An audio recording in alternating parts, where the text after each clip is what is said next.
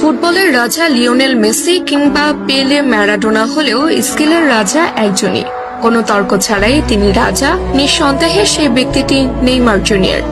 বল পায়ে রাজত্ব কায়েম করা নেইমার আবারও আলোচনায় এসেছেন তার স্কিল শো করে। সান্তোসের হয়ে স্কিল শো করে আলোচনার কেন্দ্রবিন্দুতে পরিণত হয়েছেন নেইমার। সান্তোসের হয়ে মাঠে নেমে গোল পাওয়ার দিনে নেইমার অদ্ভুত এক স্কিল দেখিয়ে প্রতিপক্ষকে বোকা বানিয়ে বল নিয়ে ছুটে গেছেন নেইমার দ্য সান্তোস জুনিয়র। এমন নেইমারকে যেন ভক্তরা খুঁজছিল।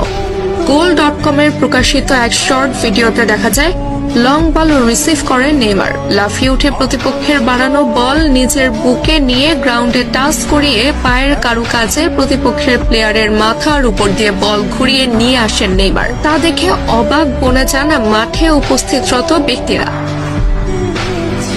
একজন ফুটবলার কতটা পারদর্শী হলে অন টাইমে এমন স্কিল শো করতে পারেন সেটি যেন আলোচনার বিষয়।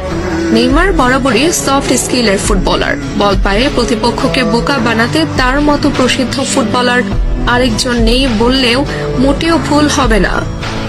তবে এমন স্কিল ফুটবলারের সার্ভিস সান্তোস কতদিন নিতে পারবে সেটি